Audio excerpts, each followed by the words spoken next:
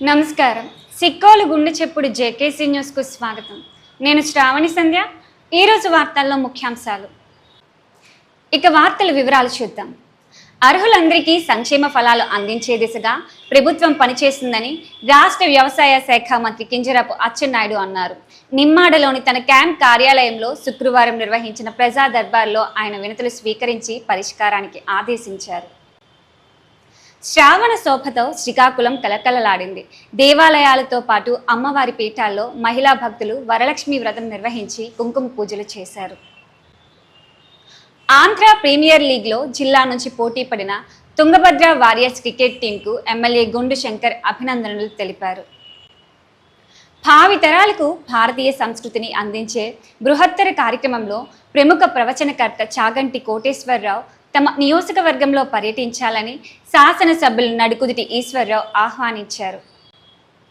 సమస్యలు పరిష్కరించడమే లక్ష్యంగా ప్రజా దర్బార్ ప్రతి వారం నిర్వహిస్తున్నామని శ్రీకాకుళం శాసనసభ్యులు గొండు శంకర్ తెలిపారు.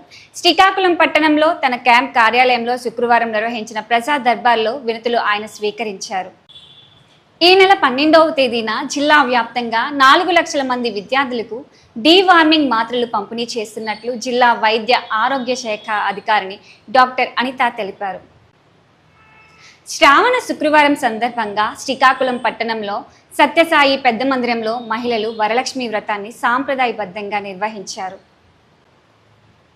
గ్రామీణ వైద్యుల సేవలను ప్రభుత్వం సద్వినియోగపరుచుకోవడంతో పాటు వారికి ప్రత్యేక శిక్షణ ఇచ్చి నైపుణ్యాన్ని మెరుగుపరచాల్సిన అవసరం ఉందని వక్తలు పేర్కొన్నారు.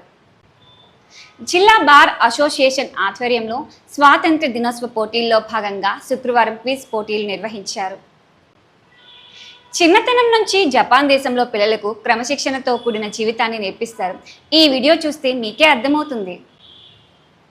శిల్పాలు తయారు చేసే శిల్పిలో వైవిధ్యమైన ఆలోచన ఉద్భవిస్తే ఇలాంటి అద్భుత కళాఖండాలు ప్రపంచానికి అందిస్తారు. అదేంటో మీరు ఒకసారి చూడండి. ఇంట్లో చిన్నారులు పెద్దవాళ్ళని అచ్చుగుద్దినట్లు అనుకరిస్తారు అనడానికి నిదర్శనం ఈ వీడియో. అదేంటో మీరు ఒకసారి చూడండి.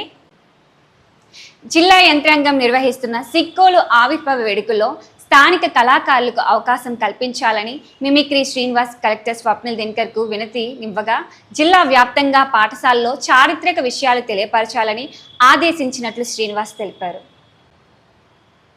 శ్రీకాకుళం పట్టణంలో గీతా ప్రచార్ మందిరంలో శ్రావణ శుక్రవారం సందర్భంగా మహిళా భక్తులు వరలక్ష్మి వ్రతాన్ని నిర్వహించారు. రాజాం మండలం కొత్తవలస ప్రాంతంలో సంతోషిమాత ఆలయం 30వ వార్షికోత్సవం సందర్భంగా పెద్ద ఎత్తున మహిళా భక్తులు అమ్మవారికి సహస్ర కుంకుమార్చనలు ఘనంగా జరిపారు.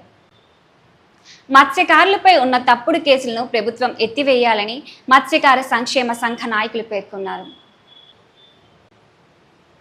ప్రభుత్వ డిగ్రీ కళాశాలలో పనిచేస్తున్న అధ్యాపకుల సమస్యలను పరిష్కరించాలని కోరుతూ అధ్యాపకులు శుక్రవారం నిరసన తెలిపారు.